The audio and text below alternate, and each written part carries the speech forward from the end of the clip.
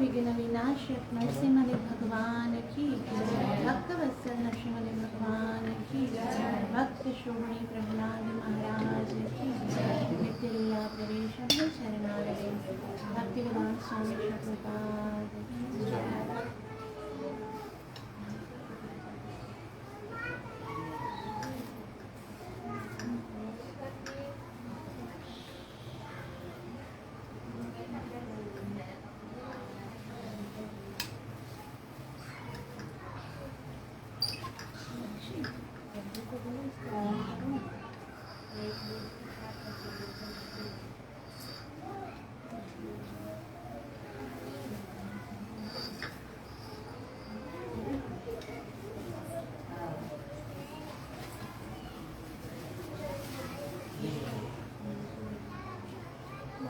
चली गई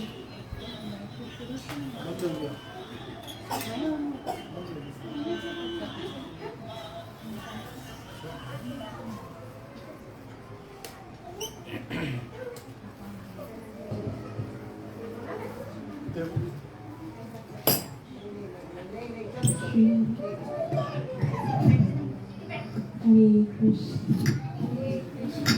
Hare Krishna, Hare Krishna, Krishna Krishna, Krishna Krishna, Hare Hare, Hare Ram, Hare Ram, Hare Ram, Hare Ram, Ram Ram, Ram Ram, Hare Hare, Hare Krishna, Hare Krishna, Hare Krishna, Hare Krishna, Krishna Krishna, Krishna Krishna, Hare Hare, Hare Hare, Hare Ram, Hare Ram, Hare Ram, Hare Ram, Ram Ram, Ram Ram, Hare Hare, Hare Hare, Hare Krishna, Hare Krishna, Hare Krishna, Hare Krishna, Krishna Krishna, Krishna Krishna, Hare Hare, Hare Hare, Hare Ram, Hare Ram, Hare Ram, Hare Ram, Ram Ram, Ram Ram, Hare Hare, Hare Hare, कलियुगाधार हरे कृष्ण महामंत्र की, कलि पावन अवतार चैतन्य महाप्रभु की, कलियुगाधार हरे कृष्ण महामंत्र की, परम पावन कार्तिक मास महामहोत्सव की। परम सौभाग्य है कि हम सब मिलकर यहाँ पर कार्तिक के अत्यंत ही मधुर पावन महीने में भगवत कथा श्रवण करने के लिए एकत्रित हुए। हरे कृष्णा। जो बच्चे बात नहीं करेंगे उनको लास्ट में ना मैं गिफ्ट दूंगी, चॉकलेट दूंगी, केक। सही? किसको चाहिए? सही? कैडबरी डेयरी मिल्क दूंगी। जो बात करेंगे ना उनको गिफ्ट नहीं मिलेगा, ठीक? हरि बोल। मूकं कुरुतु वाचालं पंगुं लंघयते गिरं यत्कृपा तमहं वन्दे श्रीगुरुं दीनतारिणं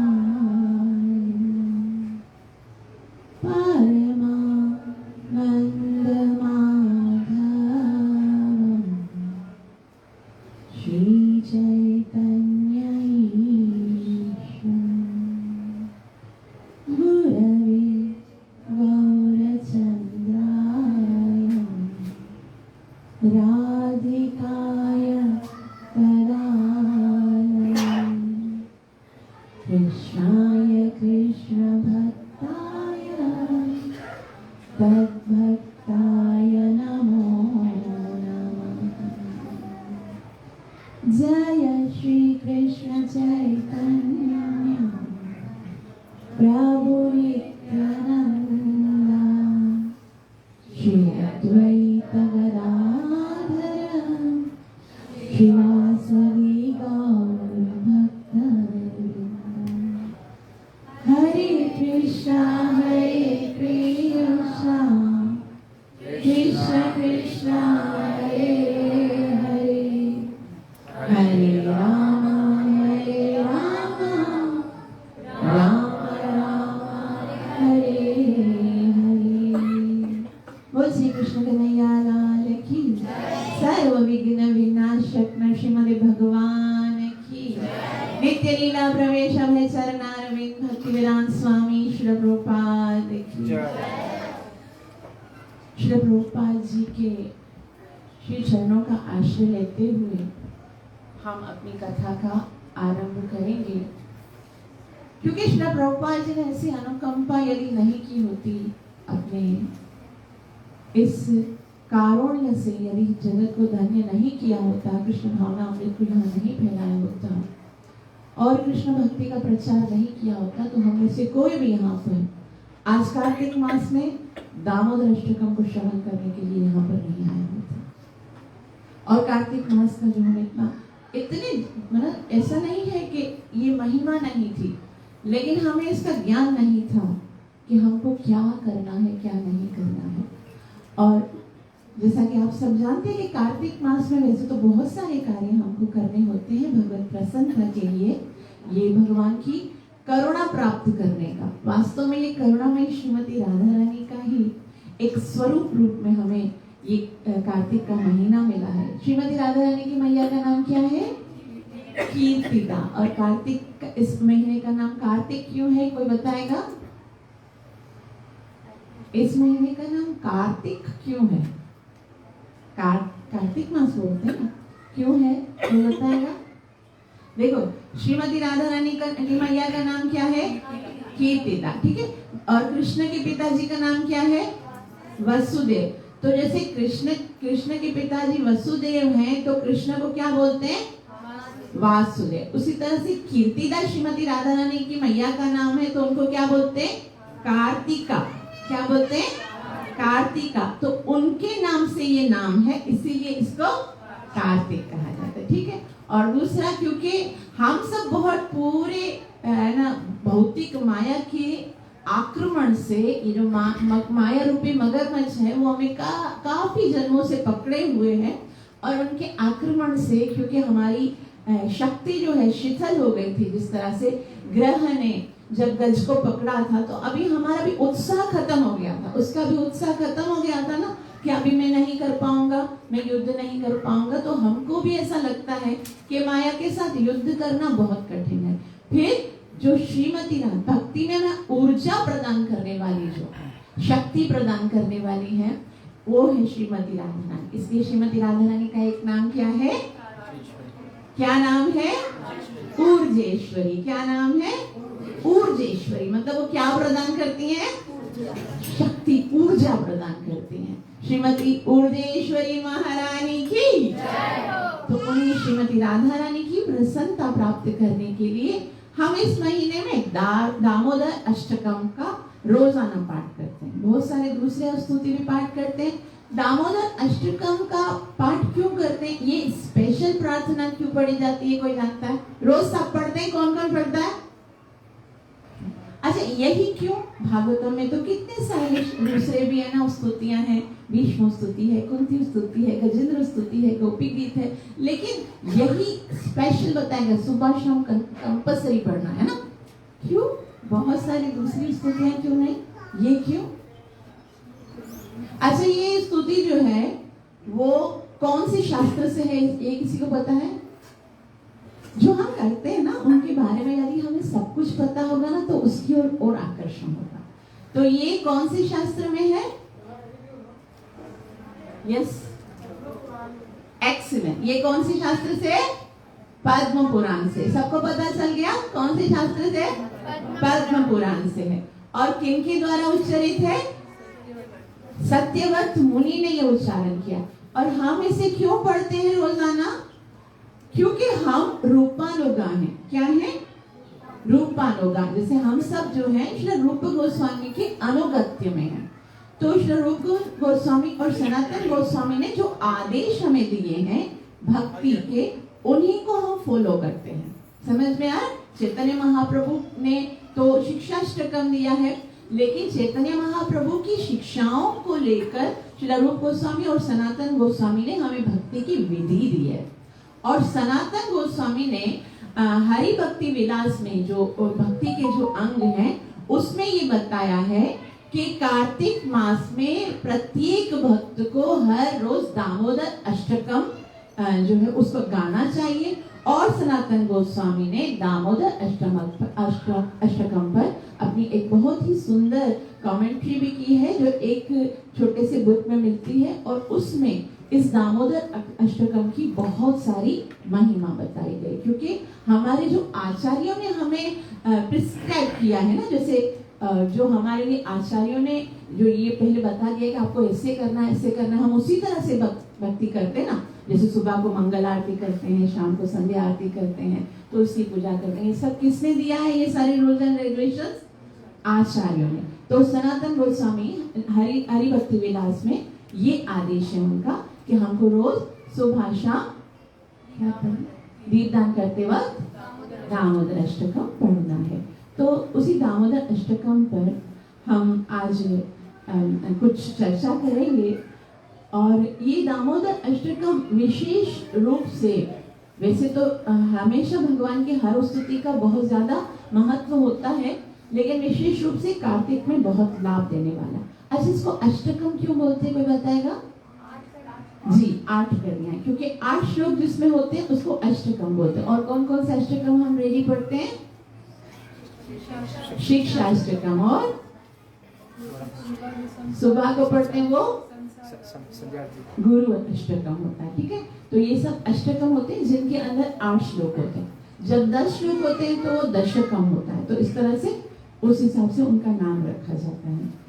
तो अब क्योंकि ये दामोदर अष्टकम जो है वो हम बहुत ही सुंदर रीति से रचा गया है, तो इसको हम थोड़ा थोड़ा प्रत्येक श्लोक से रस लेते हुए आगे बढ़ेंगे। ठीक है, तो मैं प्रभु से प्रार्थना करूंगी कि वो श्लोक पढ़ेंगे और हम उसकी व्याख्या करेंगे।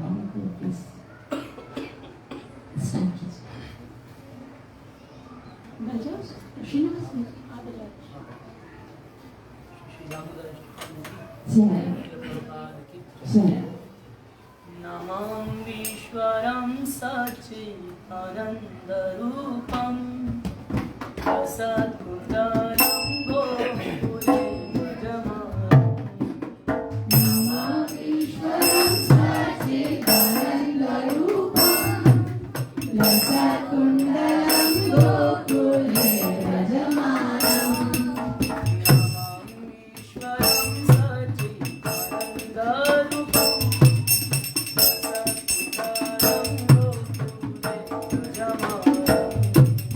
नमामीश्वरं सच्चिदानन्दरूपं लसत्कुण्डलं गोकुले व्रजमानम्।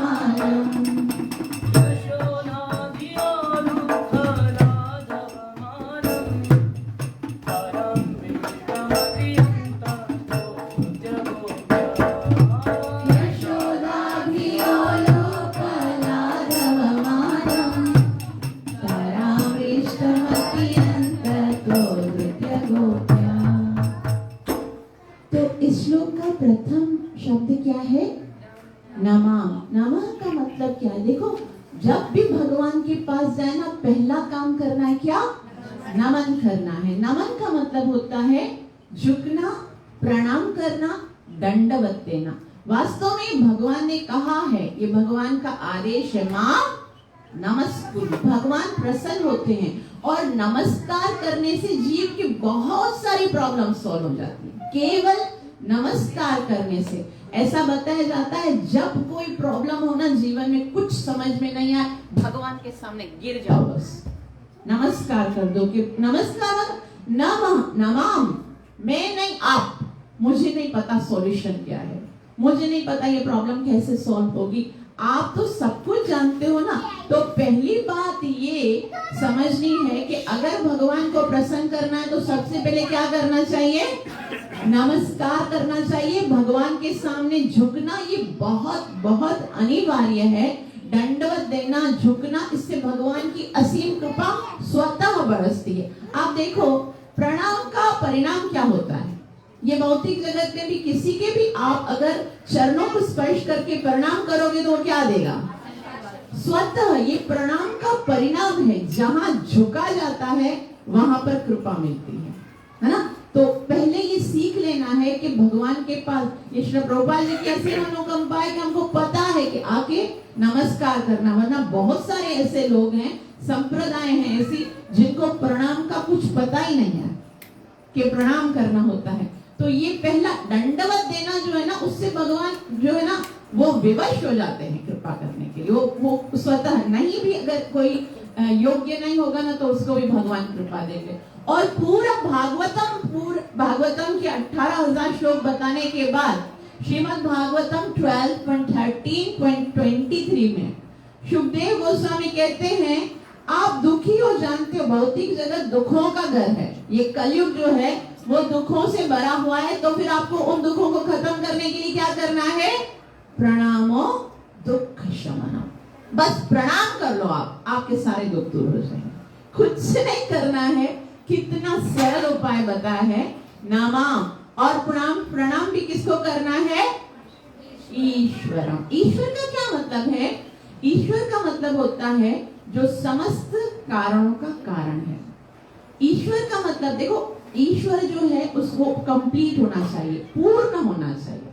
ईश्वर मतलब जो पूर्ण हो। कुछ लोग बोलते हैं ईश्वर कौन है? ब्रह्म ईश्वर है। कुछ बोलते हैं कि ईश्वर कौन है? परमात्मा ईश्वर है। कुछ लोग बोलते हैं भगवान ईश्वर है। ईश्वर का मतलब है पूर्ण। जो ब्रह्म की अनुभूति है वो मतलब वो ईश्वर को क्या सोचते हैं? वो सत्य है। क्या है? सत्य है। जो चित्त की अनुभूति करते हैं वो क्या सोचते हैं कि ईश्वर क्या है? चित्त और सत्य, ये दोनों है। ठीक है। जो ब्रह्म की अनुभूति करते हैं मतलब वो क्या सोचते हैं कि ईश्वर क्या है? सत्य। जो परमात्मा की अनुभूति करते हैं वो मतलब ईश्वर सत्य और चित्त है। और जो भगवान को समझते हैं, जो भगवान को जान गए, उसका मतलब वो जब समझ गए कि ईश्वर क्या है? सत्य, चित्त और आनंद। तो ईश्वर जो है कंप्लीट है। तो अब जब मैं आ रहा हूं उस भगवान को प्रणाम करने के लिए जो पूर्ण है, वो कौन है? सत्य, चित्त, आनंद स्वरूप है। नामा ईश्वरम सच्चिदानंद रूपम, उनका एक रूप है। और भगवान जो है वो इनकम्प्लीट नहीं हो सकता। हमारे अनुभव और ना अनुभव होने की प्रत्येक वस्तु उनके पास होनी चाहिए। हम सबके पास रूप है, भगवान के पास भी रूप होना चाहिए। तो भगवान जो है सच्चिद आनंद रूपम, भगवान कैसे हैं?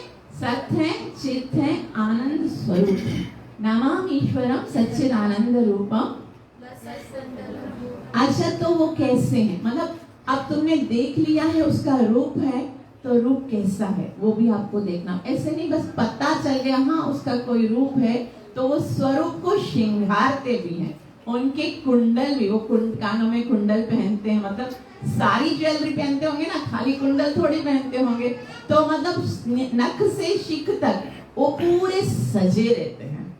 चरणों में नुपुर है, कटी पे कमर है, कमरबंदी है, बाजूबंद है, वनमाला पहनी हुई है, झुमकी है, वो वहां पर गजरे लगे हुए हैं और भगवान ने सब कुछ पहना हुआ है, मतलब पूरी ज्वेलरी है उनके पास। सजे दे भगवान, सुंदर भगवान जो है। अच्छा, लेकिन भगवान को ना सुंदर दिखने के लिए इन ज्वेलरीज की जरूरत नहीं है। ऐसा भक्तगण तो ये बताते हैं कि कृष्ण का स्वरूप इतना सुंदर है, इतना सुंदर है कि यशोदा मैया सोचती हैं इतना सुंदर है कृष्णा, अगर इसको देख लिया तो फिर सब नजर लगा देंगे, तो फिर इसको ढकना चाहिए। अब कैसे ढकती है? वो अलग अलग जगहों पे ज्वेलरी पहना के ढक देती है कि चलो ठीक है, हम तो सुंदर दिखने के लिए ज्वेलरी पहनते हैं, लेकिन वो सुंदरता को छुपाने के लिए। तो वो कहते हैं वो सत्य है, चित्त है, आनंद है, ईश्वर है। उन भगवान को, अच्छा, ईश्वर का एक मतलब वो होता है जो सृष्टि का सृजन करता है, पालन करता है और संहार करता है। तो यहाँ पर सत्यव्रत मुनि बोलते, देखो मैं आपके पास आया हूँ, मैं जानता हूँ कि मेरे अंदर कोई गुण नहीं है। तो ये सोचकर नहीं बोलना चाहिए कि ये कौन प्रार्थना कर रहा है, वो मुनि कर रहा है। हमको हमेशा क्या सोच के करना चाहिए कि ये प्रार्थना हमारे हृदय से निकल रही है।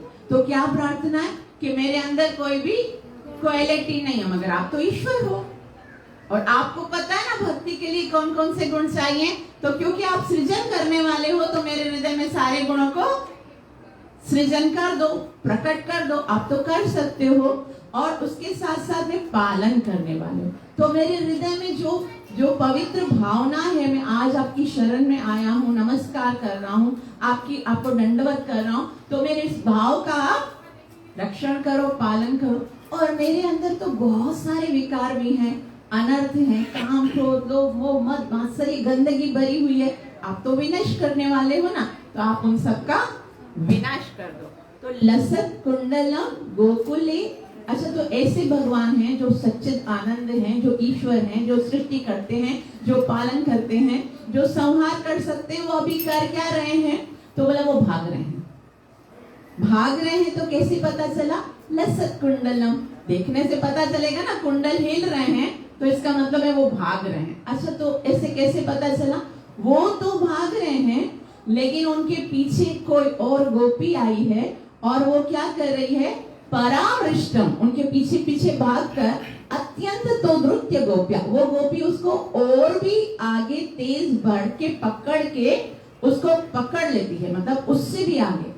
वैसे तो भगवान के लिए कहा जाता है अनेज, वो भगवान इतना तेज दौड़ते हैं कि बाकी सारे दौड़ने वाले जो हैं उनको पछाड़ देते हैं, मतलब उनके आगे कोई नहीं निकल सकता, बड़े बड़े देवी देवता भी उनके आगे नहीं निकल सकते। लेकिन ये साधारण सी गोपी, ये मैया जो है वो आगे बढ़ती हैं, दौड़ती हैं और उनको पकड़ लेती हैं।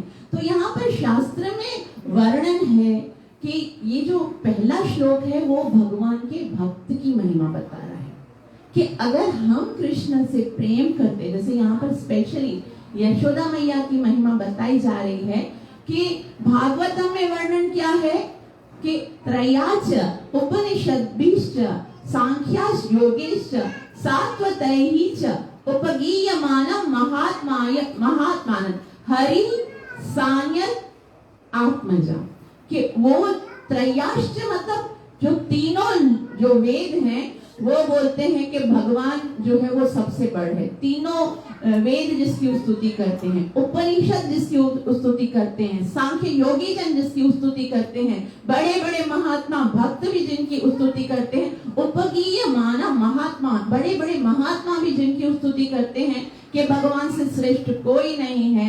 ये गोपी क्या सोचती है? हरि सामान्य आत्मजा, ये कोई भगवान नहीं है, ये क्या है?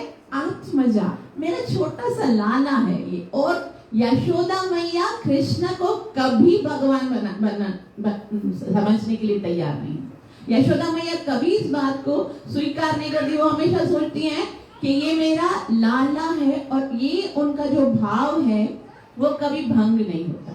बाकी ये ब्रजवासियों से हटकर जो है ना, जो भी भाव लेकर आते हैं ना, कोई भी भाव लेकर आते कृष्ण के साथ, कृष्ण थोड़ा सा ऐश्वर्य दिखाते हैं ना, उनका भाव एकदम चेंज हो जाता है, दास्य भाव में चला जाता है। जैसे देवकी मैया ने जब पहली बार कृष्ण को देखा मथुरा में, भगवान श्री कृष्ण आए बलराम जी के साथ, उनका अब मतलब 12 साल के बाद मैया ने, कोई साधारण मैया उसका साधारण सा पुत्र हो, और वो अगर इतने समय के बाद वो समक्ष आए तो माता के हृदय में कितनी उमंगें होंगी कि मैं भाग के जाऊं, पकड़ के लपट लूं, उससे प्रेम करूं, उसको आलिंगन करूं, उसको चुंबन करूं।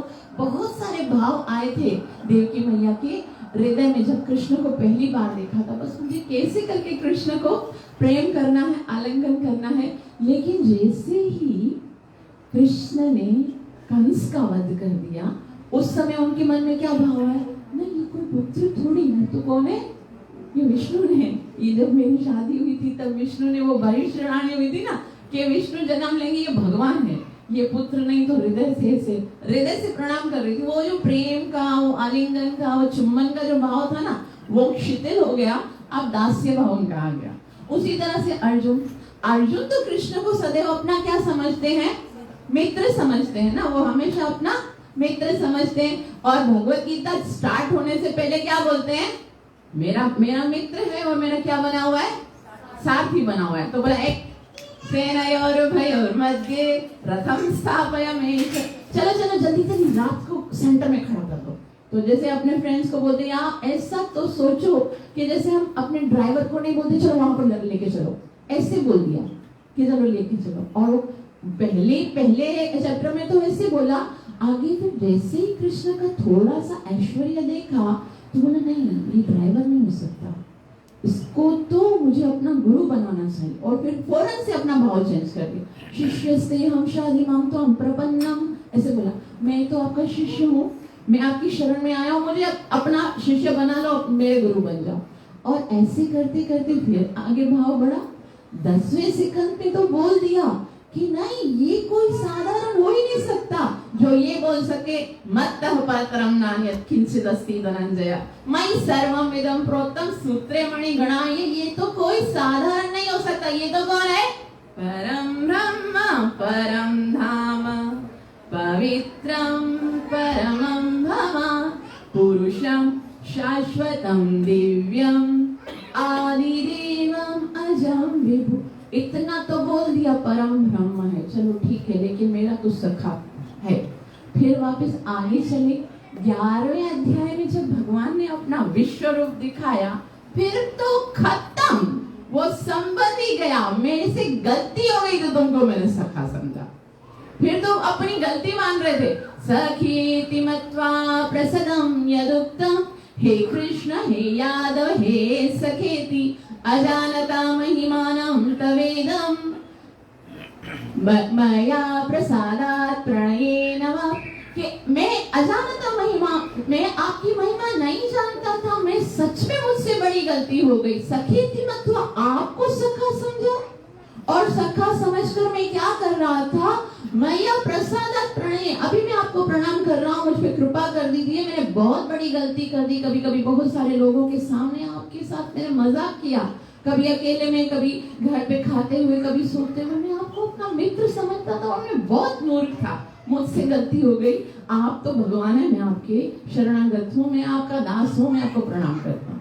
एकदम चेंज हो गया, एकदम भाव चेंज हो गया। लेकिन जो ब्रजवासी हैं उनका भाव कभी भी चेंज नहीं होगा। और ऐसा भी नहीं है कि भगवान जो है वो ब्रजवासियों के सामने अपना कोई प्रदर्शन अपने ऐश्वर्य का करते नहीं, इतना करते इतना करते इतना करते, लेकिन फिर भी ब्रजवासियों का जो भाव है वो कभी खंडन नहीं होता।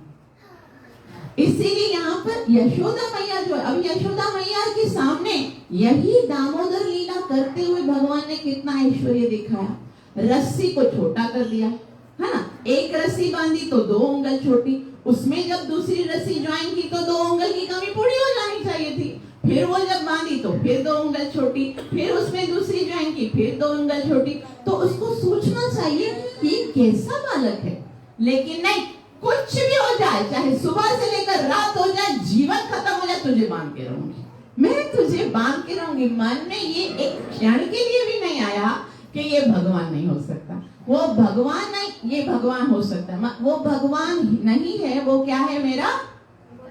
हरे कृष्ण हरे कृष्ण।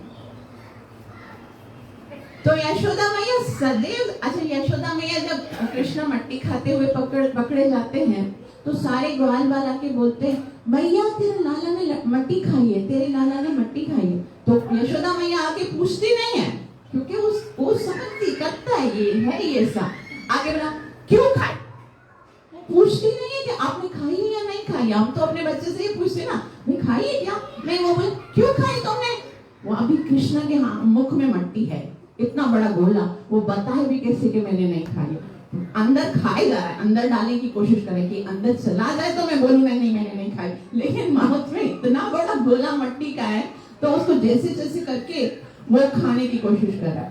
फिर अंदर डाल के बोला नहीं मैंने नहीं खाई, तो बोला अच्छा तुमने मट्टी नहीं खाई, ये जो तवक्का, ये जो तुम्हारे सारे मित्र हैं वो जो बोल रहे हैं कि तुमने मट्टी खाई, तो बोला मैया ये सब झूठ बोल रहे हैं, सर्वे मिथ्याभिभाषिता, ये सारे क्या बोल रहे हैं, मिथ्या बोल रहे हैं, मैंने मट्टी नहीं खाई। यशोदा मैया बोलते हैं तुम्हारा जो दाऊ भैया है वो भी बोलता है कि मट्टी खाई है। बोला ये दाऊ, ये तो सबसे बड़ा शत्रु है मेरा, आप समझती हो कि ये मेरी रक्षा करने के लिए जा रहा, मुझे तो इससे रक्षा के लिए कोई है ना, आप कोई सुरक्षा का प्रबंध मेरे लिए कोई प्रबंध कीजिए, ये तो मेरा सबसे बड़ा शत्रु है। पता है क्या बोलता है, मुझे वहां वन में बोलता है कि कृष्णा, तो यशोदा मैया कितनी गोरी है और नंद बाबा भी कितने गोरे हैं, और तू क्यों हो गया श्याम? इसका मतलब ये हुआ कि तू यशोदा मैया और नंद बाबा का बेटा ही नहीं है, तुझे तो बाजार से खरीद के लाए हैं, ऐसा बोलता। तो ऐसा यशोदा मैया, ताकि यशोदा मैया के हृदय में ये आ जाए कि ये सच बोला। लेकिन यशोदा मैया ने आज तो ठान लिया, भले कुछ भी हो जाए, मट्टी तो तुमने खाई है। अभी कृष्ण ने सोचा कि मैं बोल दूं कि नहीं नहीं मैंने मट्टी नहीं खाई है, आप भले चेक कर लो। जब ऐसे हम बिंदास बोलते ना, क्या किया ही नहीं है तो चेक कर लो, तो बोलती है यशोदा, कृष्ण बोलते मैंने नहीं खाई, आप भले देख लो मेरे मुख में। यशोदा मैया बोलती हाँ दिखा। उसने सोचा था जैसे बोलूंगा तो छूट जाऊंगा, जैसे हम बोलते ना चेक कर लो भाई मेरे पास तुम्हारी चीज नहीं है, तो क्या बोलते हैं, जैसे जब इतना वो कॉन्फिडेंस के साथ बोल रहा है तो नहीं होगा उसके पास। लेकिन यशोदा मैया बोले हाँ दिखा दिखा। अभी जब मुंह खोलती है, खोले कृष्णा, जब कृष्णा ने मुंह खोला तो यशोदा मैया को क्या दिखा? पूरा ब्रह्मांड। अब पूरा ब्रह्मांड, उसके अंदर ये वृंदावन, वृंदावन के अंदर यशोदा मैया, उसके साथ कृष्ण, जब ये सब दिख रहा है, यशोदा मैया आंखें खोल खोल कर देख रही है और ये नहीं सोच रही कि भगवान है, मुख के अंदर मुझे क्या दिखा रहा है? पूरा ब्रह्मांड दिखा। ये बोली ये देख तो कितना नटखट हो गया है, मैंने तो सोचा था कि इसने थोड़ी मट्टी खाई होगी, ये नालायक तो पूरा ब्रह्मांड खा गया। यशोदा मैया सोच रही है इसने पूरा ब्रह्मांड खा लिया, इसको कैसे ठीक करूं? असल में आचार्य एक बहुत ही सुंदर बात बताते हैं कि ब्रज में लाला जो भी कार्य करते हैं ना, वो बस यशोदा मैया को एक विश्वास दिलाने के लिए कर रहे हैं कि यशोदा मैया तूने मेरी जो पालन किया है, मेरा जो पालन किया ना वो एकदम परफेक्ट किया है। मेरे जो शरीर के अंग है ना वो बहुत शक्तिशाली है, आपकी कृपा से मुझे बहुत शक्ति है। और जब वो पुतना का वध करते तो फिर क्या प्रदर्शन करते हैं? देखो मेरे अधर कितने शक्तिशाली हैं, चूस के मार दिया मैंने राक्षसी को, है ना, मेरे अधर कितने शक्तिशाली हैं। जब वो शक्तासुर का वध करते हैं तो वो क्या दिखाना चाहते हैं? देखो मेरे पैर कितने शक्तिशाली, एक पैर लगाया और पूरा शकट जो है वो घूम घूम के गिर गया। तो इस तरह से कभी जब वो तृणावर्त ऊपर चला जाता है और कृष्ण उसको टाइट पकड़ता है गले से, तो क्या दिखाना चाहता है कि कृष्ण बोलते मेरे भुजाओं में देखो कितना बल है। तो इसी तरह से जब वो मट्टी खाते तो भगवान क्या दिखाना चाहते हैं? देखो मेरा डाइजेशन सिस्टम कितना अच्छा है, पूरा ब्रह्मांड खा दिया फिर भी मुझे अपच नहीं हुआ, हाँ मुझे बदहजमी फिर भी नहीं हुई, मैं कितना। तो यशोदा मैया को ना आश्वासन दिलाते हैं इस तरह से, और इस तरह से बताते हैं कि यशोदा मैया को कृष्ण चाहे कितना भी प्रदर्शन करे, कितना भी प्रदर्शन करे, मगर फिर भी यशोदा मैया कभी भी ये मानने के लिए तैयार नहीं है कि कृष्ण भगवान है। वो तो मेरा क्या है? वो मेरा क्या है? हरि सामान्यता आत्मजा। तो वो आगे जाकर पकड़ लेती हैं, और जब पकड़ लेती हैं फिर क्या होता है?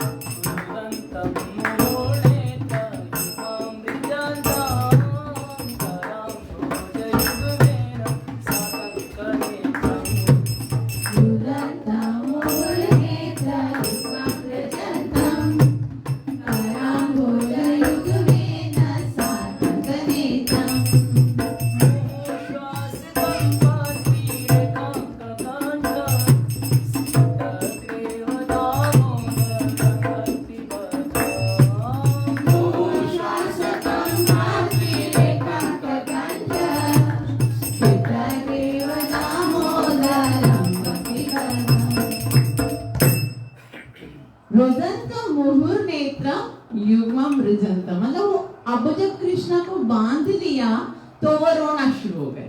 अब यहाँ पर भी यशोदा मैया की महिमा कि वो देखो त्रिलोकी का नाथ है, ईश्वर है, सत्य है, चित्त है, आनंद है, जिनकी तीनों वेद उपासना करते हैं, सारे ऋषिगण जिनकी आराधना करते हैं, सारे उपनिषदों में जिसको भगवान कहा गया है, लेकिन एक गोपी जो प्रेम के साथ उसको पकड़ती है वो कृष्ण को रुला सकती है। वो उसको रोने पर रोना शुरू हो गया, और कितना रो रहे हैं, मुहुः श्वास कंप, इतना सिसक सिसक के रो रहे हैं कृष्णा। और मृजम अपने हाथों से आंखों को साफ करते हैं और फिर यहाँ पर भी प्रदर्शन करते हैं। अब अच्छा क्या होता है कि जब हम आंखों को ऐसे मसलते हैं ना, तो क्योंकि कृष्णा बहुत काला काला काजल लगाते हैं, एक तो पहले से काजल, ऊपर से काला काला काजल, ऊपर से आंसू, और उससे ऐसे ऐसे करके पूरा गोल गोल दायरा, और जब अंदर का जो काले के अंदर जो क्या होता है आंख के अंदर व्हाइट कलर का, तो वो तेज तेज दिखेगा। वो दिखाना ये चाह रहे हैं, मुझे तुम क्या समझ रही हो, बालक हूँ लेकिन मैं तो जगन्नाथ हूँ, देख लो। मतलब जगन्नाथ की जैसी आंखें बना के दिखाते कि देखो मैं जगन्नाथ। अच्छा, कृष्ण को जब ना यशोदा मैया ने रस्सी से बांध दिया, तो उस समय दाऊ भैया वहां पर नहीं थे। दाऊ भैया नहीं थे क्योंकि उनका जन्मदिन था, तो रोहिणी मैया उनको नानी के घर लेके गई थी।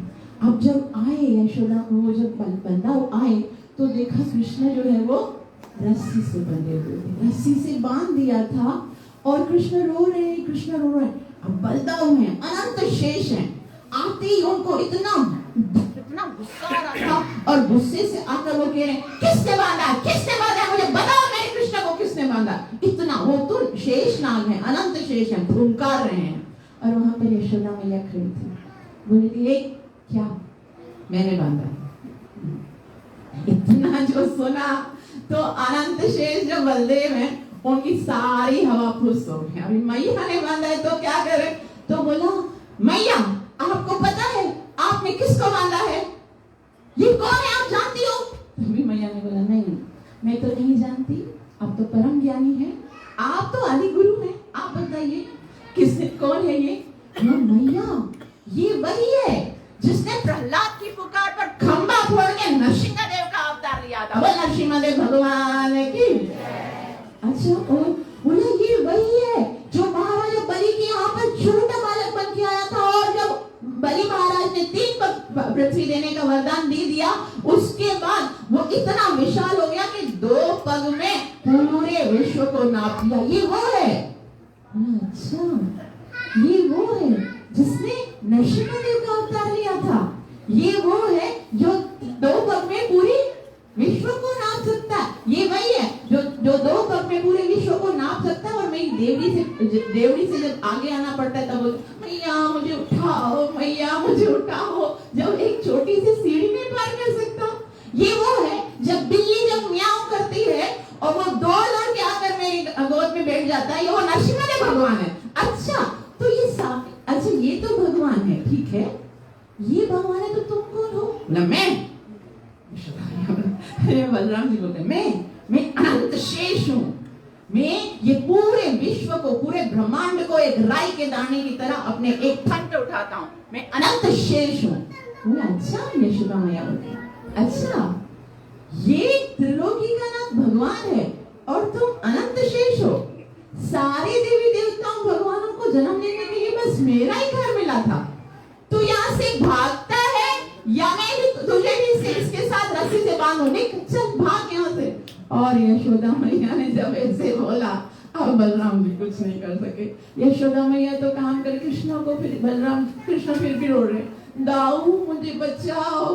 तभी कृष्ण दाऊ मैया बोला था ना, नटखटापन नहीं कर, अब किसी और ने बांधा होता, कोई राक्षस ने बांधा होता, तो मैं कैसे ही फुंकार से उसको भस्म कर देता, लेकिन मैया ने बांधा है ना, मैया ने बांधा है तो वो कुछ नहीं कर सकता। तो यहाँ पर ये महिमा बताई जा रही है कि गोपी, ये यशोदा मैया क्या है, रुदंत मुहुः नेत्रम कराम्बुजयुग्मेन सातंक नेत्रम स्थित ग्रेव दामोदरम भक्ति बलम। ये तो स्थित ग्रेव, ये दामोदर कहीं पूरे विश्व में कण कण में है और हृदय में आ जाता है। और बांधा किससे जाता है, ये रस्सी से नहीं बांधा जाता, किससे बांधा जाता है, भक्ति बद्धम। किससे बांधा गया है, ये तो यशोदा मैया की भक्ति है। जिसने उसे बांध दिया है। आगे कहते हैं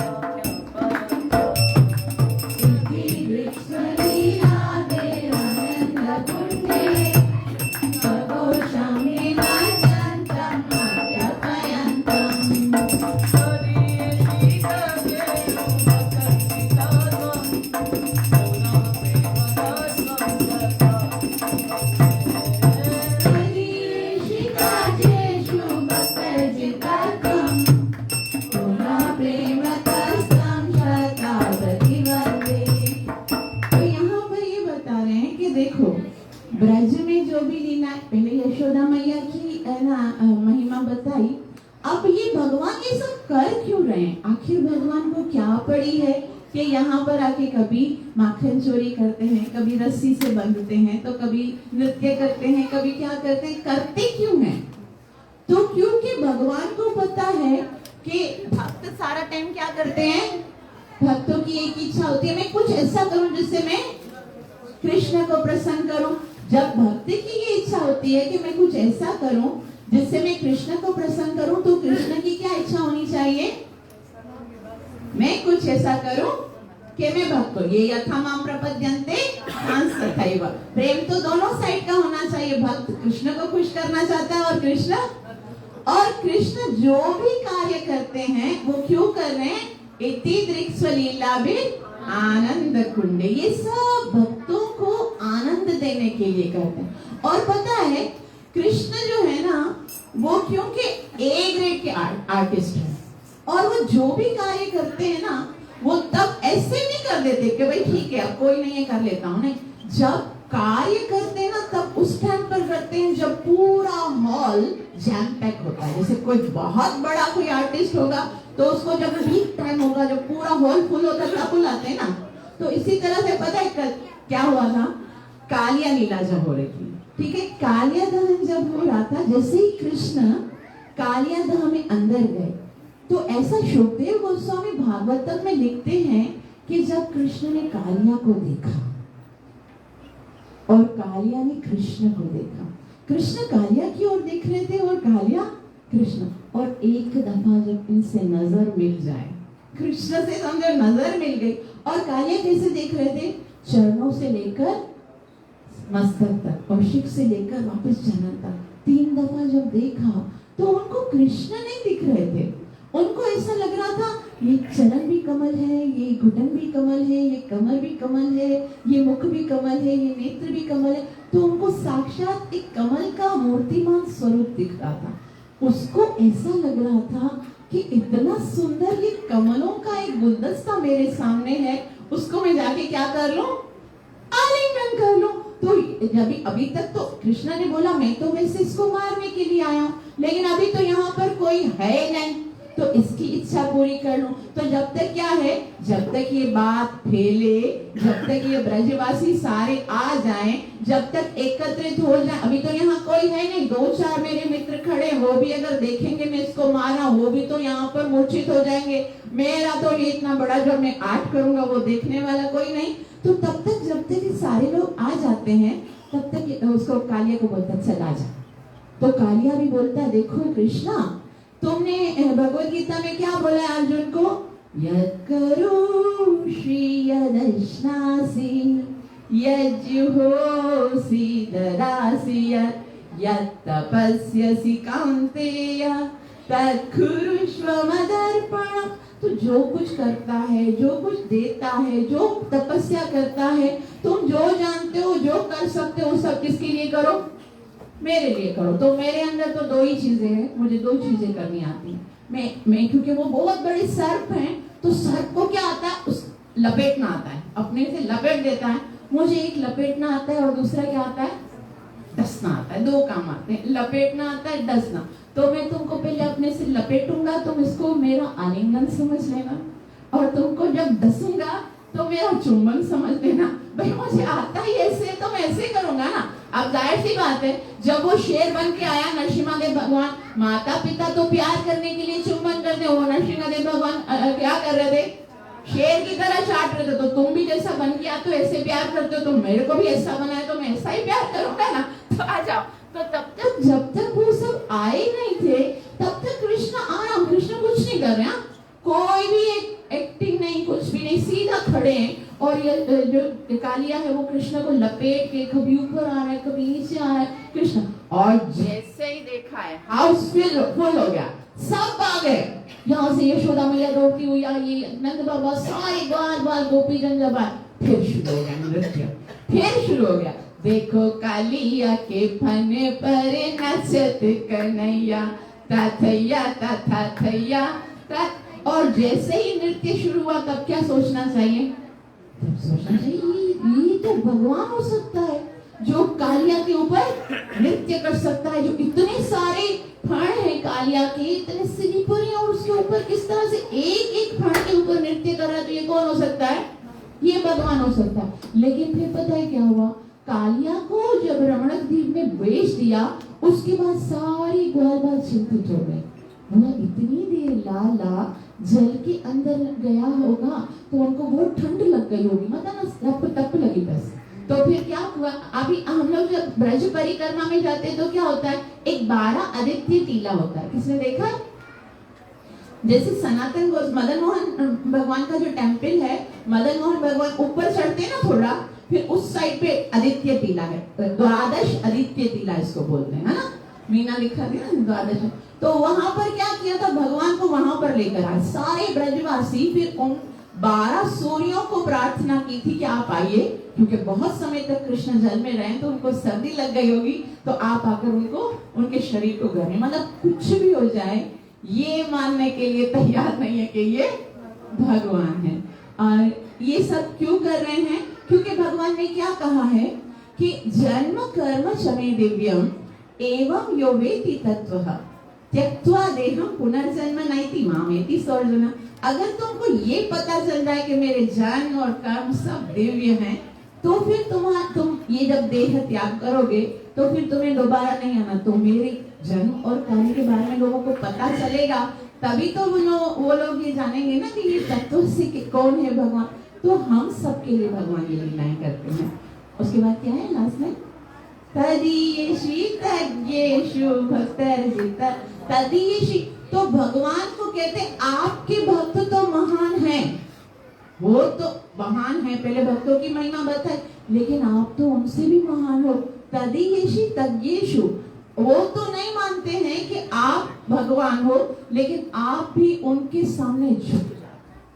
जो जैसा जैसा भाव लेकर आता है, यशोदा मैया बच्चा समझती है तो आप बच्चा बन जाते हो, गोपियां यदि अपना लाला समझती हैं तो वो लाला, ग्वाल बाल यदि आपको अपना सखा समझते हैं तो सखा बन जाते हो, गोपियां प्रीतम समझती हैं तो प्रीतम बन जाते हो। तदीयेषि तज्ञेषु, तुम तो षडेश्वर्य युक्त हो, ऐश्वर्यस्य समग्रस्य वीर्यस्य यशस्या ज्ञान वैराग्यस्य षडनाम भग इति गणा। जब सारा ऐश्वर्य है तुम्हारे पास, फिर भी जब ये जिस भाव से आते हैं, ये नहीं देखते कौन आया है, वो जो आया है वो कितना नीच है, कितना पतित है, वो नहीं देखते हो, बस वो मेरे लिए आया है, जिस भाव से आया है। तजीयसि तज्ञेषु भक्तर्जितत्वम, तो भक्तों के द्वारा जीत लिए जाते हो। इतनी अभी पहले भक्तों की महिमा की, क्योंकि देखो जब तक भक्तों की महिमा नहीं करेंगे ना, तब तक भगवान सुनेंगे नहीं अपनी महिमा। इतना याद कर लो, जब भी जाओ प्रणाम पहले गुरु महाराज को किया करो, क्योंकि जब तक गुरु आशीर्वाद नहीं देंगे ना, भगवान का आशीर्वाद कभी नहीं मिलेगा। तो इसलिए भक्तों की महिमा प्रथम। पता है क्या हुआ था? जब ब्रह्मा जी ने जब ब्रह्म विमोहन लीला हुई, उसके बाद बहुत ही सुंदर रीति से भगवान की प्रार्थना की, बहुत सारे श्लोक में, और सारे श्लोक भागवतम में सीरीज में बताए गए। नौमीड्यतीत प्रभुपुषो तडिदंबराय, इतनी मुश्किल मुश्किल प्रार्थनाएं की हैं, लेकिन कृष्ण उनकी प्रार्थना को एक एक क्षण एक कान से सुने भी नहीं, वरना तो ऐसा होता है सुन के फिर निकालो, सुन ही नहीं रहे थे, वो इधर उधर देख रहे थे। कृष्ण तो ब्रह्मा की प्रार्थना को और बिल्कुल सुन ही नहीं रहे थे। और इनको उनके मन में ऐसा आता कृष्ण के कि क्या ये ब्रह्मा जी तुम यहाँ पर आके शुरू हो गए, ब्रह्मा संहिता बोल दी ना, मेरी प्रार्थना कर दी, यहाँ ब्रज में आकर क्यों मुझे डिस्टर्ब कर रहा हो? अभी तो मैं अपने जो मित्र हैं उनके साथ खेलना चाहता हूँ, क्यों आ गए हो तुम्हें? और मित्र जो हैं वो ग्वालबाल जो है ना, जो कृष्ण का जो प्रेमी होता है, कृष्ण का जो भक्त होता है, उसको किसी के अंदर ऐश्वर्य नहीं दिखता, उसको लगता है कृष्ण ही सब कुछ है। तो जब ब्रह्मा जी प्रार्थना कर रहे थे तो सारे ग्वालबाल जो है ना वो ब्रह्मा जी को इतना गौर से देख रहे थे, दूर से देख रहे थे, क्योंकि ब्रह्मा जी कृष्ण से बात कर रहे थे और सोच रहे थे हम इतने अच्छे अच्छे मित्र हैं, देखो सब कृष्ण के जैसे ही लगते, ये किसके साथ मित्रता की है? हम तो देखो कितने साधारण से लगते हैं, सबका एक एक सर है, दो दो नेत्र हैं, इसके देखो चार चार सर हैं, इतने सारे नेत्र हैं, ये पता नहीं कोई दानव तो नहीं है कृष्ण के साथ खड़ा है। और वो बोलते हैं चलो चलो सुनते हैं ये बोल क्या रहा है, और आगे आके कान लगा के सुनते हैं तो ब्रह्मा जी तो कृष्ण की स्तुति कर रहे हैं, आप परम देव हो, आप ईश्वर हो, आप ये हो। बोला देखा इसकी चार चार तो सर है लेकिन दिमाग एक में भी नहीं है, यही देखो स्तुति किसकी कर रहा है? हमारे लाला चोर की स्तुति कर रहा है, इसको इसकी असलियत पता ही नहीं है, सारा दिन चोरी करता रहता है, भागते रहते, कभी इसकी पिटाई करते रहते हैं। तो ब्रह्मा जी ने जब देखा कि कृष्ण तो मेरी स्तुति को सुन ही नहीं रहा है, फिर क्या ब्रह्मा जी ने सोचा हाँ ये स्तुति को नहीं सुन रहा है, इसलिए नहीं सुन रहा था क्योंकि वो किसकी स्तुति कर रहा था? कृष्ण की स्तुति कर रहा था। फिर ब्रह्मा जी को थोड़ी अक्ल लाई, फिर उन्होंने क्या कहा? Shrimad Bhagavatam canto 10 chapter number 14 verse number 32 से फिर जो है वो ब्रह्मा जी ने असली स्तुति शुरू की और कहने लगे अहो भाग्यम नंद गोप व्रजोकसाम यन्मित्रं परमानंदम पूर्ण ब्रह्म सनातनम। अहो भाग्यम, कितना सौभाग्य है, कितना सौभाग्य किसका? नंद गोप व्रजोकसाम, ये नंद महाराज का कितना बड़ा सौभाग्य है कि वो आपके पिताजी बने हैं। ये गोकुल की ग्वाले कितने सौभाग्यशाली हैं कि वो आपके मित्र बने हैं। जब वो सुना कि हाँ अब वो उनकी स्तुति हो रही है कि तो फिर कृष्ण जो है वो ध्यान से सुनने लगे। फिर आचार्यगण बोलते नहीं 2 दफा अहोभाग्य लिखने की क्या जरूरत थी? ब्रह्मा जी तो चारों वेदों के ज्ञाता हैं, तो उनको तो पता है कि संस्कृत में एक शब्द बोल दिया तो उसका पूर्ण उत्तर आ जाता है, तो 2 दफा अहोभाग्य कहने की जरूरत क्या थी?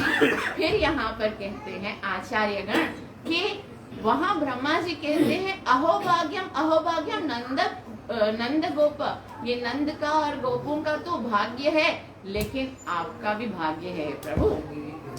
उनका भाग्य का है कि वो कि उनको आप मिले हो।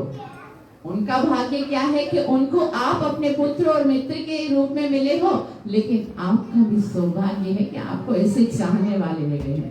केवल भगवान होना काफी नहीं है, भगवान को प्यार करने वाले हो तब तो मजा आए ना।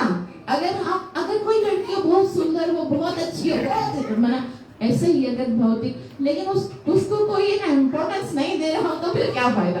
उसी तरह से भगवान इतने सुंदर हैं, भगवान इतने धनी हैं, भगवान इतने वैभवशाली हैं, भगवान के अंदर इतना यश है, लेकिन यदि उसको चाहने वाले नहीं हो, उसके लिए लुटने वाले नहीं हो, उस पर नौछावर होने वाले नहीं हो, तो उनका तो भाग्य है कि आप उनके पास आए हो, ज्यादा भाग्य तो आपका है। अगर वो आपको चाहते नहीं तो फिर इतना विख्यात कैसे होते? तो इस तरह से फिर अब क्या है, सत्यव्रत मुनि ने पहले ब्रजवासियों की महिमा की, यशोदा मैया की महिमा की, उसके बाद जो यहाँ पर है ना उनकी लीलाओं की भी बताया कि आपके इतनी अच्छी अच्छी लीलाएं आप क्यों करते हो। उसके बाद बोला अब मुझे अपना काम करना है। क्या काम किया उनके बाद? क्या बोला नेक्स्ट? वरं देव मोक्षं न मोक्षं बलिं वा न चाप्रणेयं वर्षादपीह। वरं देव मोक्षं न मोक्षं बलिं वा न चाप्रणेयं वर्षादपीह। वरं देव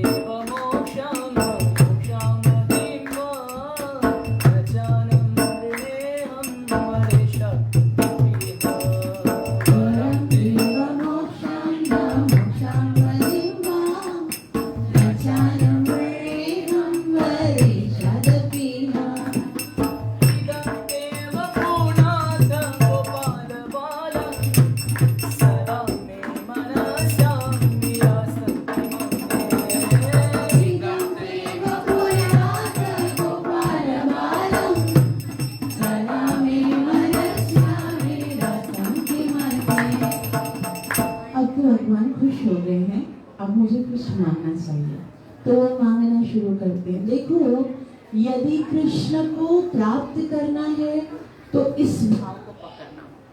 क्या भाव है? अभी वो क्या बोल रहे हैं? वरम देव, मुझे वर तो चाहिए। तो फिर भगवान पूछेंगे, अच्छा कौन सा वर चाहिए? मोक्षम ना, मुक्ति नहीं चाहिए। कृष्ण मुझे मुक्ति चाहिए, बोला मोक्षम न चाहिए। फिर मुक्ति से बढ़कर क्या है? मोक्षम वदिवा कुछ चाहिए, बोला नहीं, मुक्ति से बढ़कर भी और कुछ नहीं चाहिए। देखो, जब तक ये भाव नहीं आता है, जब तक मन में ये भाव नहीं आता है कि नहीं मुझे मुक्ति भी नहीं चाहिए, मुझे मुक्ति से बढ़कर नहीं चाहिए, मुझे तो खाली आप चाहिए। तो एक सेइंग है बहुत सुंदर कि Krishna brooks no competitor. Krishna जो है वो अकेले आते हैं। अगर आपको कृष्ण चाहिए तो कृष्ण के साथ ये बंगला, गाड़ी, ये लड़की, ये लड़का, ये दुनिया का कुछ भी नहीं। कृष्ण के साथ कुछ भी नहीं चाहिए, कृष्ण अकेला चाहिए। जब तक ये बात मन में नहीं होगी तब तक कृष्ण। देखो, अर्जुन और दुर्योधन दोनों गए थे ना, दोनों को भगवान ने यही बोला, देखो मेरे पास दो ऑप्शन है, या तो मुझे ले लो या ये नारायणी सेना ले लो। तो उसी तरह से ये संसार जो है वो कृष्ण की सेना है और एक साइड पे कृष्ण है। कृष्ण ने कहा, देखो मुझे लेकर कोई फायदा नहीं होगा, क्योंकि मैं तो नहीं हटता हूँ और युद्ध भी नहीं करूंगा, तो फिर तुम्हें तो युद्ध में तो नारायणी सेना चाहिए। अर्जुन ने कहा, कृष्ण केवल आप मेरे साथ हो तो ये जो कौरवों की सेना है वो तो छोड़ो, यदि त्रिलोकी मेरे अपोज में खड़ी हो जाएगी तो मैं उनसे भी जीत लूंगा, खाली आप मेरे साथ। तो ऐसा मन में भाव होना चाहिए। और देखो, एक बहुत सुंदर श्री प्रभुपाद जी उदाहरण यहाँ पर देते हैं कि अगर कोई बहुत बड़ा राजा आपके साथ है तो राजा की जो प्रजा है वो तो उसके पीछे पीछे चलेगी ना। राजा के जो नौकर हैं, जो दास हैं, दो दासियां हैं, वो तो उसके पीछे पीछे चलेंगी। अगर आप उन दास या दासियों में से कोई एक मांगोगे तो आपको कुछ वही एक पर्टिकुलर चीज मिलेगी। अगर राजा से आप बोलोगे मुझे ये चाहिए, दास हो या उसका कोई भी उसकी संपत्ति हो, तो आपको एक पर्टिकुलर चीज मिलेगी ना। लेकिन अगर आपने राजा को मांग दिया तो उसकी संपत्ति भी आपकी हुई, उसके सारे व्यक्ति भी आपको, सब कुछ आपका हो गया जो राजा का है। तो उसी तरह से अगर आप गोपीनाथ को मांग लेते हो, अगर आप भगवान को मांग लेते हो, तो उसका जो कुछ है वो सब आपका हुआ। तो यहाँ पर ऐसा बताते श्रील प्रभुपाद जी, कृष्ण भक्त बड़ो चतुर, कि कृष्ण का जो भक्त है ना वो इतना चतुर है, वो बोलता है नहीं भगवान मुझे खाली आप ही चाहिए। तो आप ही चाहिए तो दूसरा तो वैसे ही मिलने वाला है, तो वो बोलता है कि मुझे खाली आपसे आप ही चाहिए। तो यहाँ पर ये देखो, सनातन गोस्वामी बहुत ही सुंदर एक बात बताते हैं कि कृष्ण को प्राप्त होने के लिए हृदय के अंदर एक चीज होनी चाहिए। क्या होना चाहिए? तत्रापि लौल्यम एकलो मौल्यम। भगवान सिर्फ लौल्य मतलब लालच एक होनी चाहिए ना, लालच खाली कृष्ण प्राप्ति की होनी चाहिए। तत्रापि लौल्यम एकलो मौल्यम, और उसके अलावा कुछ भी नहीं चाहिए। तो भक्ति विनोद ठाकुर एक बहुत ही सुंदर बात कहते हैं कि कोटि जन्म होए यद तू वदाश्रय, कि अगर मुझे कीट जन्म, अगर मुझे कोई कीड़े का जन्म मिल जाए, अगर मैं आपके शरण में रह रहा हूँ तो मैं कीड़ा बनने के लिए भी तैयार। अगर मुझे कुछ भी नहीं, मुझे बस आपके साथ रहना है, आपके सन्मुख रहना, आपकी सेवा करनी है, उसके लिए कुछ भी कर लो। मुझे कीट जन्म, यदि मुझे कोई कीड़ा विष्टा का बनाओगे तो मैं बनने के लिए तैयार हूँ। लेकिन अगर बहिर्मुखे ब्रह्मा जन्मी नहीं आश्रय, लेकिन अगर आपकी सेवा नहीं मिलेगी तो अगर आप मुझे ब्रह्मा का पद दे दो तो भी मैं वो स्वीकार करने के लिए तैयार नहीं हूँ। मुझे तो सिर्फ आपका सेवा चाहिए, आपकी भक्ति चाहिए, आपका सानिध्य चाहिए। उसके लिए मुझे भले कुछ भी बना दो। और यही वृत्तासुर कहते हैं। वृत्तासुर से जब भगवान पूछते हैं, वृत्तासुर मैं तुम्हारी प्रार्थना से तो बहुत खुश हो गया हूँ, तुम्हें क्या चाहिए? तो क्या कहते हैं? नानाकपृष्टम न च पारमेष्टम ना सर्वभौमान रसाधिपत्यम ना योग सिद्धि न पुनर्भवं वा सामंजसात्वां विरहय कांति, कि मुझे ना आपसे दूर रहकर ना तो मुझे ब्रह्मलोक चाहिए, ना तो मुझे द्रुहलोक चाहिए, ना मुझे सुतल लोक का राज्य चाहिए, मुझे कुछ नहीं चाहिए। अगर आप मुझे सर्वभौम बना दो ना तो भी मुझे नहीं चाहिए। मुझे तो केवल आपका सानिध्य चाहिए, आपकी सेवा चाहिए। तो यहाँ पर सत्यव्रत मुनि क्या बोलते हैं, वरम देव मोक्षम ना मोक्षम वदिम्बा। मुझे ना मोक्ष चाहिए ना उससे बढ़कर चाहिए। क्या चाहिए, एदम ते वपुर्नाथ गोपाल बालम। ये जो आपका सुंदर स्वरूप है गोपाल बालम, जो छोटा सा गोपाल का है, वही सदा में मनस्या, वो मेरे मन में रहे। बस मैं इतना ही चाहता हूँ, मेरे मन में रहे ये गोपाल जैसा स्वरूप। तो मानो उसने बोला कि मेरे तो बहुत सारे स्वरूप हैं। मैं तो जब भगवान, अभी तो कृष्ण कितने ईयर्स के हैं जब ये लीला करते, तो अरे दामोदर लीला देखो, दामोदर लीला में कृष्ण की आयु कितनी है, 3 साल है। ठीक है, 3 साल दिवाली का दिन है। दिवाली के दिन 3 साल में यशोदा मैया ने इतना परिश्रम करवाया, पसीने निकाल दिए और फिर रस्सी से बंधवाया। ठीक है, तो फिर वही यही जो दामोदर महीना है, यही जो कार्तिक का महीना है, फिर दूसरे 3 साल के बाद जब 7 साल के हुए, फिर क्या किया, खुद मेहनत की। देखो मैया, मैंने पहले तुमसे करवाई थी ना, अब खुद मेहनत कर रहा हूँ। अभी मैं बड़ा हो गया हूँ ना, तो गोवर्धन पर्वत उठा। तो अभी तो कृष्ण 3 साल के हैं और सत्यव्रत मुनि क्या बोलते हैं, इदं ते वपुर्नाथ, ये जो स्वरूप है ना वो चाहिए। तो फिर कृष्ण ने बोला होगा मैं बड़ा हो जाता हूँ तो फिर और भी ज्यादा सुंदर लगता हूँ ना, जैसे जैसे जवान होगा तो ज्यादा सुंदर लगेगा। तो वो वाला बोला नहीं, इसके अंदर एक स्पेशल बात है। बोला कौन सी बात है, इदं ते मुखाम्भोजम् अत्यन्त नीलम् मुखं कुण्डलय स्नेहस्य शुभोत्तमम्। इदं ते मुखाम्भोजम् अत्यन्त नीलम् मुखं कुण्डलय स्नेहस्य शुभोत्तमम्। इदं ते मुखाम्भोजम् अत्यन्त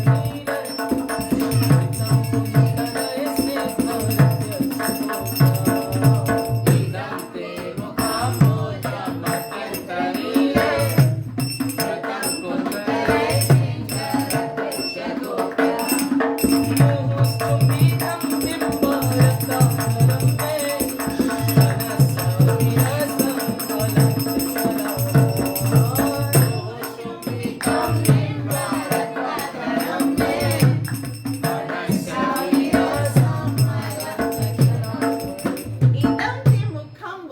अम्बोज किसको बोलते हैं, अम्बुज किसको बोलते हैं, कमल को बोलते हैं। ठीक है, अम्ब बोलते पानी को, उभज मतलब जो पानी से जिनका जन्म होता है। तो कमल जो है, एकदम ते मुखम बोझ, ये तो मुख किसके जैसा लगता है, कमल के जैसा लगता है। एकदम ते मुखम बोझ अत्यंत नीला, और इतना ऐसा लगता है, कमल कौन से कलर का है, नीले रंग का। नीले रंग के अलग अलग रंग के कमल होते हैं ना, नील है, अत्यंत नीला है, बहुत नीले रंग का एकदम विचित्र कमल लग रहा है। और वृतम कुंतल है सिंगदा, और ऐसा लगता है कमल के साथ बहुत सारे, एक खूबसूरत सा कमल हो और उसके ऊपर बहुत सारे भंवरे भिनभिना रहे हो। जैसे वृतम कुंतल है, कुंतल किसको बोलते हैं, घुंघराले जो भाल हैं आपके, वो ऐसा लगता है कमल के ऊपर क्या है, बहुत सारे भंवरे लगे, और ऐसे भंवरे भिनभिना, बहुत ज्यादा सुंदर फ्लावर होता है जिसकी बहुत ज्यादा सुगंध अच्छी होती है। वृतम कुंतल सिंगदा। तो और ये जो गोपियां हैं वो सब क्या कर रही हैं, वो सब इस बटरफ्लाई की तरह भंवरे हैं, और भंवरों के साथ ये तितलियां बन के तुम्हारे सामने। और फिर वैसे तो क्या होता है कि कृष्ण जो है वो इतने नटखट है कि चोरी तो करते, पकड़े नहीं जाते। तो उनको पकड़ना गोपियों को हमेशा दिल होता है, इच्छा होती है कि हम उसको पकड़े, हम उसको स्पर्श करें, हम उसको चुंबन करें, लेकिन क्योंकि वो तो फिसल जाता है, निकल जाता है। आज तो मजे की बात है, क्या है वो, बंधा हुआ है। तो गोपियों ने दिल की भड़ास पूरी की हुई है। आज जो तुम्हारा स्वरूप दिखा है, उसने क्या किया है, मुहुश्चुम्बितम बिंब रक्ताधरम में, मुहुश्चुम्बितम, मुहु का मतलब होता है बार बार क्या किया है, मौका मिल गया, आज तो तुम जा ही नहीं सकते, पकड़े हुए हो, बंधे हुए हो, तो बार बार आके चूमा है। और फिर क्या किया, रक्ताधरम। और गोपियों की होंठ कैसे हैं, लाल लाल होंठ है, और लाल लाल होंठ जब तुम्हारे कमल जैसे ब्लू कलर के कृष्ण कमल है, और ब्लू कलर के कमल की जब थोड़ी सी पिंकिश जहाँ पर निशान होगा तो वो कैसा लगेगा? तो बोला उसके कारण तुम्हारे जो अधर उनके रक्त धर्म से तुम्हारे जो बिंबा फल की तरह जो गाल है ना वो भी इतने लाल लाल हो गए।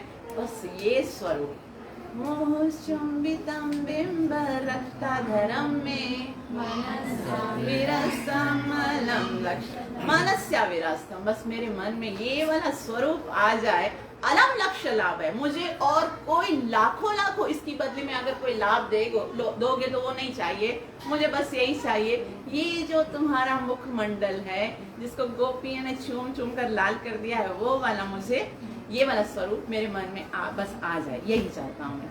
नमो देव दामोदर अनंत विष्णु प्रसिद्ध प्रभु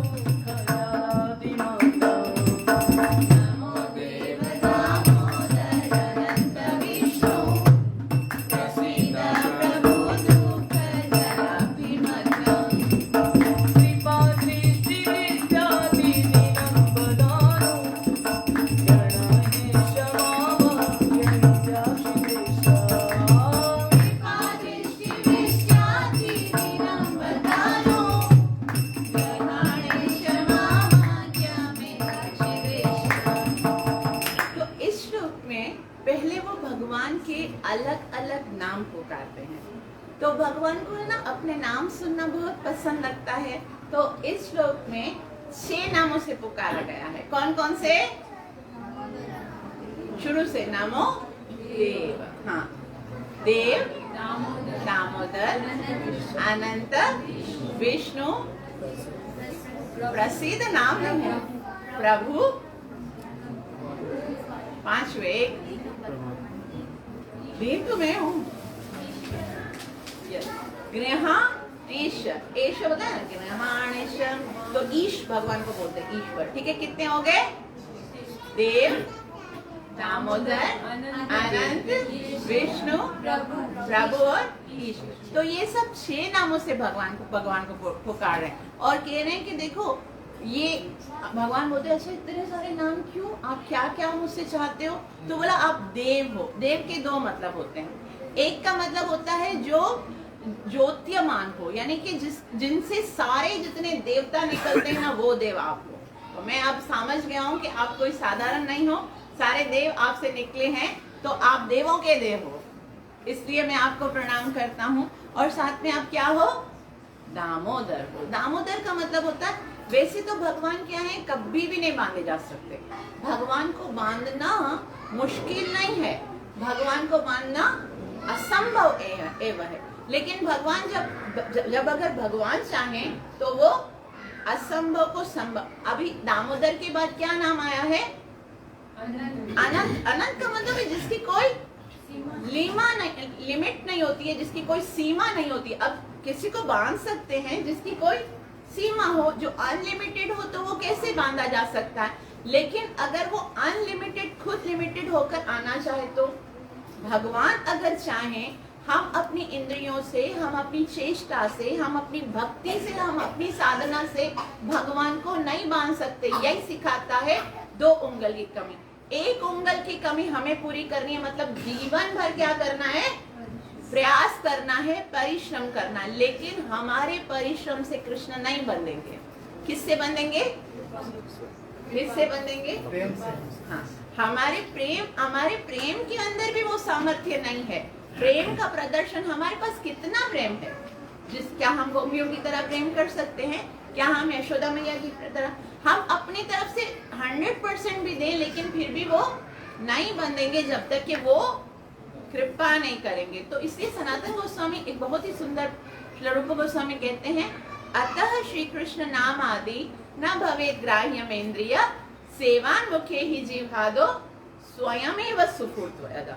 हम क्या कर सकते? सेवान मुखे। हम क्या कर सकते? हमारे पास क्या साधन है? हरे कृष्णा कृष्णा कृष्णा हरे हरे, हरे राम राम राम। बस ये कर रहे हैं, लेकिन हमें पता है कि कितना अच्छे से कर रहे हैं। जब नाम लेते हैं तो क्या हृदय में चल रहा होता है, क्या मन में चल रहा होता है, क्या बुद्धि में। नाम मुख से निकल रहा होता है बस एक मशीन की तरह। तो उस नाम से क्या भगवान बंध जाएंगे? लेकिन वो नाम से नहीं बंधेंगे। हमारे भाव में इतनी शक्ति नहीं है। लेकिन न भवेत ग्राम सेयवान मुखे ही जिह्वादो, जब देखेगा बार बार बोल रहा है। जब भी माता है ना बच्चे की बात नहीं सुनती है, फिर भी अगर वो बोलता है मम्मी मेरी बात सुनो, मम्मी मेरी बात सुनो, मम्मी मेरी बात सुनो, मम्मी मेरी बात सुनो, मम्मी मेरी बात सुनो, मम्मी, तो बता ना क्या साथ छोड़ बता दे। तो इसी तरह से हम उसको पता है कि हम अच्छे से नाम जप नहीं करें, लेकिन फिर भी करेंगे। सुबह उठ के हरे कृष्ण कृष्ण कृष्ण हरे हरे, हरे राम राम राम हरे हरे, हरे कृष्ण कृष्ण कृष्ण हरे राम राम राम हरे हरे, कृष्ण कृष्ण कृष्ण हरे हरे, हरे राम हरे कृष्ण कृष्ण। तो बोलेगा ठीक है, बता दे क्या चाहिए। तो हमारी भक्ति में या हमारे भाव में या हमारी सेवा साधना में कोई पावर नहीं है। वो अपनी कृपा से स्वयं एवं सुफूर्ति अदा, वो अनंत है। लेकिन यदि चाहते हैं खुद जब कृपा करते हैं तो वो बंधने के लिए, दामोदर बनने के लिए, यानी असीम भी सीमित हो जाने के लिए तैयार हो जाते हैं। और विष्णु है, विष्णु का क्या मतलब होता है? जो सृष्टि करते हैं और सृष्टि के कण कण में प्रवेश करते हैं, वो विष्णु कहलाते हैं। जो प्रत्येक स्थान में होते हैं, तो वो आज प्रत्येक स्थान में रहने वाले विष्णु एक स्थान में आकर एकत्रित हो गए। मतलब असंभव जो है वो भी संभव हो गया।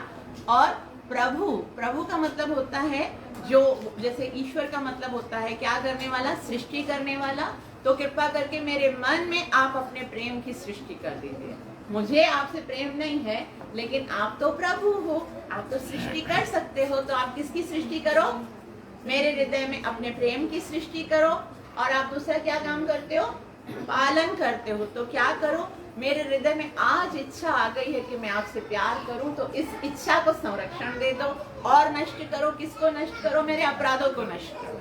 क्योंकि आप जो है वो अग्नि की तरह हो। अग्नि क्या करती है? सारे अपराध, सारी चीजों को भस्म कर देती है। तो आप किसको नष्ट करो? मेरे अपराधों को नष्ट करो।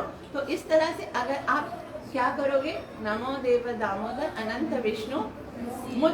तो कृष्ण ने बोला बहुत नाम ले लिया, बोलो चाहिए क्या? अब बस बताओ, खत्म करो कि चाहिए क्या? बोला मुझे इस श्लोक के माध्यम से आपसे 4 चीजें चाहिए। पहला तो क्या करो? प्रसीद। प्रसीद का क्या मतलब होता है? मुझ पर प्रसन्न हो जाओ। मुझे ये नहीं देखो भाई तुम्हारे अंदर कोई क्वालिटी नहीं है, तुम तो अच्छे से कीर्तन नहीं करते हो, तुम तो अच्छे से कोई सिंगिंग नहीं करते हो, तुमको श्लोक पढ़ना नहीं आता है, तुम ये सेवा अच्छे से नहीं करते, बस तुम कृपा कर दो ना। तुम तो एक बात तो बहुत अच्छा बता रहे थे कि अगर भगवान भक्त वत्सल है ना तो मेरे काम का नहीं है, क्योंकि मैं भक्त तो हूँ ही नहीं। अभी मैं भक्त नहीं हूँ तो भले भक्त वत्सल होगा, तो जो भक्त होंगे उनको ही वत्सल करेगा, उनको ही प्रेम करेगा।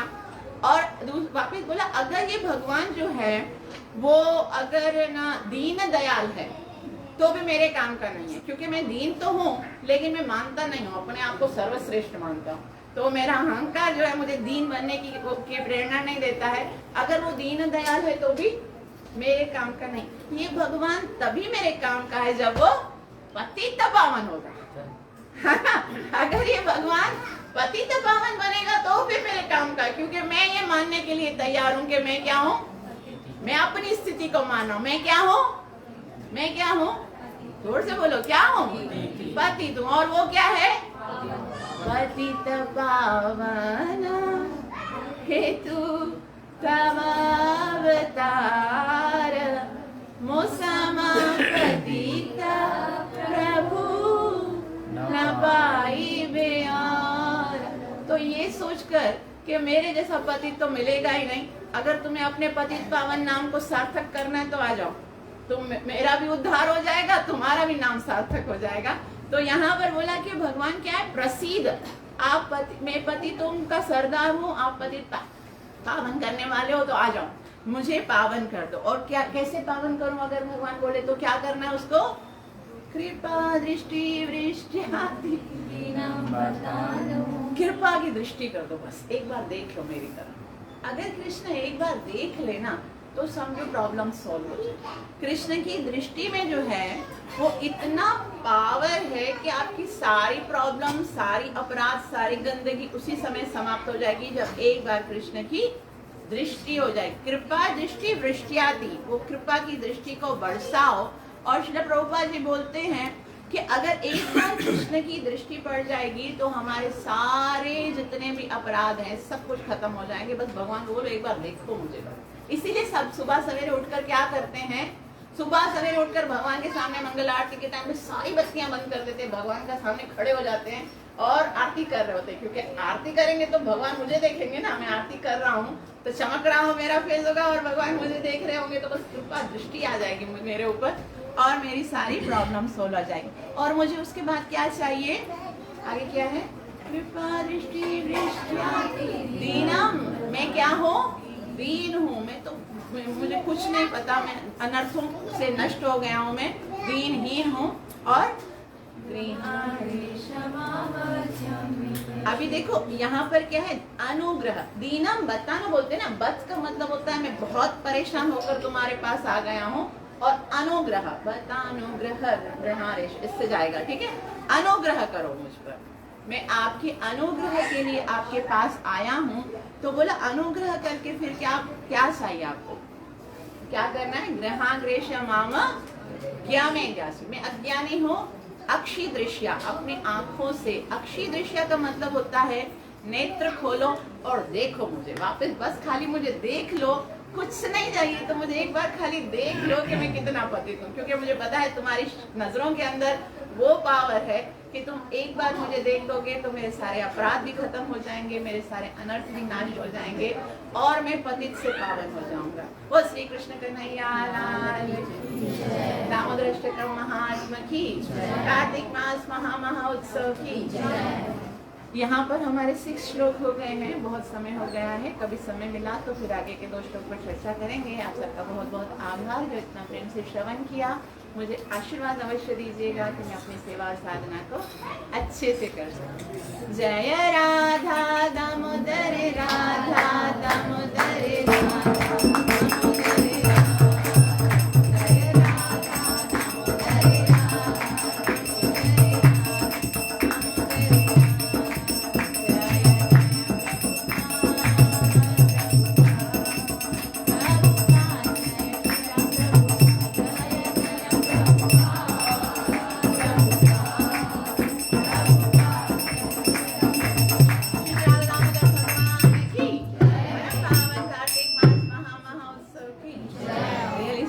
समय हो गया, लेकिन ये इतना अच्छा था कि मैं बीच में रोकना नहीं चाह रही। थैंक यू सो मच, आपने इतना समय दिया।